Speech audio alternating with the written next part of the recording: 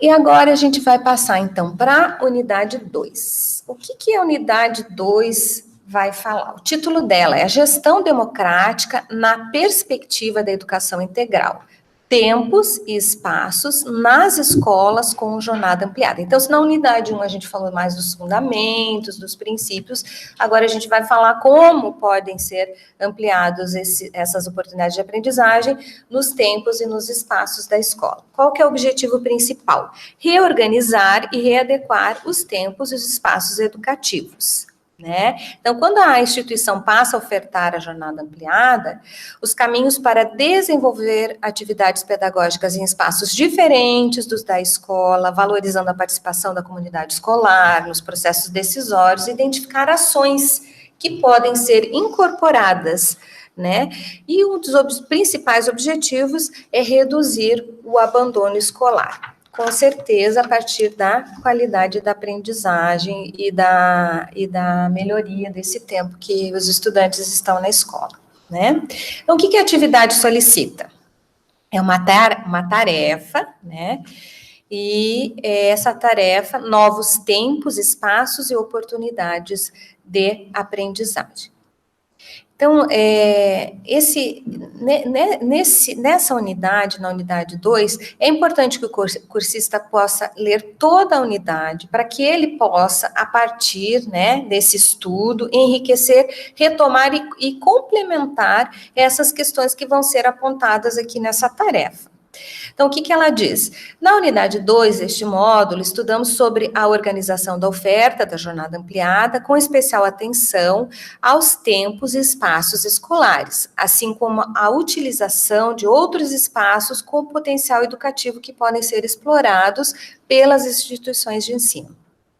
Com base na leitura do material e tendo em vista as características de cada proposta e ampliação de jornada, educação integral em tempo integral, turno único, e educação integral em turno complementar, o que o cursista deve fazer? Sugerir atividades que ampliem as oportunidades de aprendizagem. Para realizar essa tarefa, o que ele vai fazer? Então, primeiro ele vai fazer o download da tabela 1.doc ou da tabela 2.doc. Eu vou mostrar aqui rapidinho para a gente entender um pouquinho, entender o que são essas duas tabelas. A tabela 1, ela vai estar relacionada com o turno único, né? Então, o que o cursista tem que fazer em primeiro lugar? Ele vai optar por uma das etapas de ensino, ou fundamental ou médio. Por que o que é importante chamar a atenção? Que na medida em que ele definir se é fundamental ou se é médio, vai definir o perfil do estudante, a faixa etária, as preferências, né? Então, aí já faz um recorte, né? Já vai delimitando. Depois, embaixo, ali, ela diz assim, tempos e espaços, tem hora do almoço, intervalos, atividades pedagógicas desenvolvidas em outros espaços da escola, que não a sala de aula. Então, por exemplo, pode ser o pátio, a quadra esportiva, a horta, o jardim, algum espaço, a biblioteca, o espaço da escola.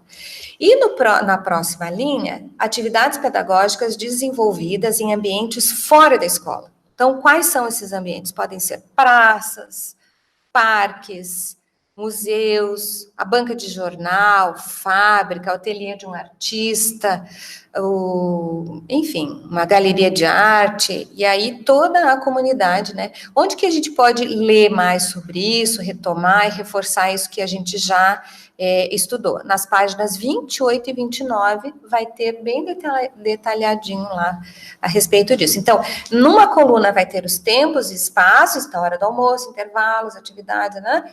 E na outra coluna, as atividades pedagógicas que o cursista vai complementar nessa, caso ele tenha escolhido essa tabela 1. A tabela 2, ela vai se referir, então, à educação integral em turno complementar.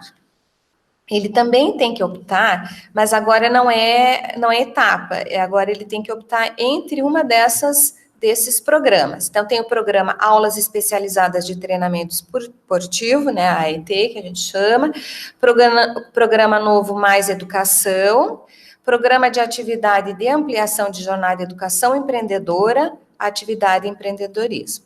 Então, assim, tem que ter bem claro que a organização da escola, ela vai ter outra dinâmica com relação aos espaços utilizados, com relação aos intervalos, o tempo de permanência do estudante, né? Então, como a gente falou anteriormente, cada uma das atividades vai ter um tempo, vai ter um horário para acontecer. Então, assim, é importante que o cursista esteja atento para, um exemplo, ele tem uma ET, uma ampliação de jornada que é uma ET, que é uma atividade com basquete. Então, pode ser que na escola ele tenha que tomar cuidado, por exemplo, com relação ao horário, né? Para não conflitar, digamos, com uma aula de educação física que vai usar a mesma quadra. Ou então ele tem uma atividade que ele vai precisar de um ambiente que não seja da escola, mas que ele possa estabelecer uma parceria com a comunidade, né? Ou então, digamos, no caso da educação empreendedora, atividade empreendedorismo. O que pode acontecer? Ele pode usar o espaço da escola para algumas atividades, algumas situações, e também visitar uma empresa, visitar um outro local, né? Então, tudo isso aqui serão possibilidades.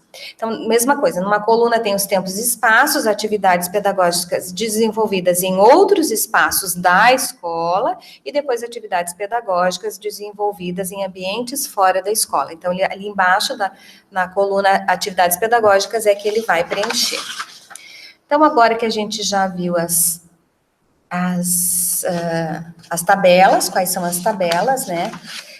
Vamos lembrar o que é importante observar. Só voltando um pouquinho ali ainda na tarefa, então ele vai fazer o download de uma das tabelas, ou a tabela 1, que a gente viu, né, que é do turno único, ou da tabela 2, que é do turno complementar. Ele vai escolher um dos arquivos e preencher a coluna atividades pedagógicas. Vai preencher a atividade selecionada e salvar no seu computador como tabela, a gente colocou X, esse X vai ser substituído por tabela 1 ou tabela 2, né, conforme a tabela que ele escolheu. E o seu nome, .doc, que é daí para identificar o cursista. Em seguida, ele faz o upload do arquivo, né, lá na opção enviar arquivo. Bem, então, o que é importante ele observar vocês, né, professores, tutores, observar nessa atividade? A importância da reorganização e readequação dos tempos e espaços, levando em conta o seu potencial educativo, a intencionalidade pedagógica e a realidade escolar, suas necessidades e recursos. Então, assim, tudo precisa um planejamento, precisa um propósito educativo, né? Então, a gente tem que, não vamos escolher uma atividade simplesmente por escolher, né? Não é isso, vamos sair da escola só por sair. Sempre vai ter uma intencionalidade pedagógica, vai ter que pensar naquilo que é possível para aquela escola, para aquele grupo, para aquele horário, quer dizer, como é que eu vou organizar tudo isso, né? O que precisa, por exemplo, se eu vou fazer um passeio, o que eu preciso combinar com os estudantes, o que eu preciso prever, né? Toda essa questão que a gente sabe que todos os gestores já estão habituados nas suas escolas, mas que aqui precisa estar muito presente. Outra questão, o aumento de horas pressupõe aprendizagens significativas. Tempo pensado e planejado com o coletivo da escola. Então, é importante que seja trazida sempre a possibilidade, né, do estudante de ser protagonista e que o coletivo da escola participe, né? Então, o professor nunca faz nada sozinho, o gestor não faz nada sozinho, a comunidade toda da escola, o coletivo da escola, né? Todas as pessoas que trabalham nessa escola precisam estar junto, né? Participando, colaborando. Atividades que motivem os estudantes para aprender. Então, qual que é o propósito da gente ampliar o tempo, espaço e falar em oportunidade de aprendizagem, né? É a motivação, para que o aluno queira realmente, para que aquilo desperte nele o interesse. Diferenciação entre turno único e turno complementar, considerando suas especificidades. Quais são as especificidades? No turno único, o estudante entra de manhã e sai no final do dia. Ele vai ter os intervalos, ele vai almoçar na escola, né? Ele só vai sair da escola no final do dia. E é importante pensar que todos os momentos dentro da escola tem um potencial educativo, são momentos de aprendizagem, né? E aí, se a escolha for pela tabela 1, o que o cursista tem que observar, né? A etapa de ensino, que é o que nós colocamos ali quando mostramos a tabela, porque isso define o perfil do estudante, a faixa etária, as preferências, né? Então, tem que pensar em tudo isso. E na tabela 2, o cursista deve observar que a organização da escola tem outra dinâmica, com relação aos espaços utilizados, aos momentos de intervalo, o tempo de permanência do estudante. Tudo bem. Então, as duas tabelas. Outros pontos a observar ainda com relação a almoços e intervalos. Os estudantes estão num processo formativo. Então, quais aspectos que podem ser abordados, né, trazidos? As regras de convivências, que são aplicáveis a diferentes ambientes e nas relações interpessoais. Atitudes de respeito, autonomia, né? E aí entra também a questão do protagonismo, né? Como é que esse ambiente se configura dentro da escola. O combate ao bullying, a cultura da paz, né?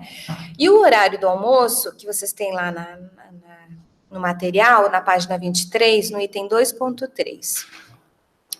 Maior tempo de permanência dos estudantes. Então, como é que essas rotinas acontecem, como é que elas se modificam, né, a partir desse horário do almoço, a adoção de hábitos de comportamentos e comportamentos saudáveis, reeducação alimentar, atividades que podem ser utilizadas no contexto da sala de aula, cuidados com o espaço físico, a importância de um local adequado para o descanso, porque esse estudante, ele vai, na hora do almoço, ele vai também estar num processo formativo, ele pode, na hora do almoço, estar sendo trabalhadas várias, né, essa interdisciplinaridade, várias atividades relacionadas à questão de hábitos saudáveis, né, da alimentação, enfim, tem um universo de coisas a serem trabalhadas, e a gente tem que pensar que esse estudante, ele vai almoçar, ele vai fazer a sua higiene pessoal e ele vai descansar um pouco, né? Então, também podem ser atividades formativas, mas também pode pensar em possibilidades que não estejam ligadas a isso. E outra questão importante é desenvolver atividades pedagógicas em espaços diferentes, dentro ou fora da escola, podendo manter parcerias com a comunidade, como a gente colocou anteriormente, e que estão na página 28 e na página 29. Então, sobre as unidades 1 e 2, era isso. Agora, a Eliane vai conversar com a gente sobre a unidade 3 e 4.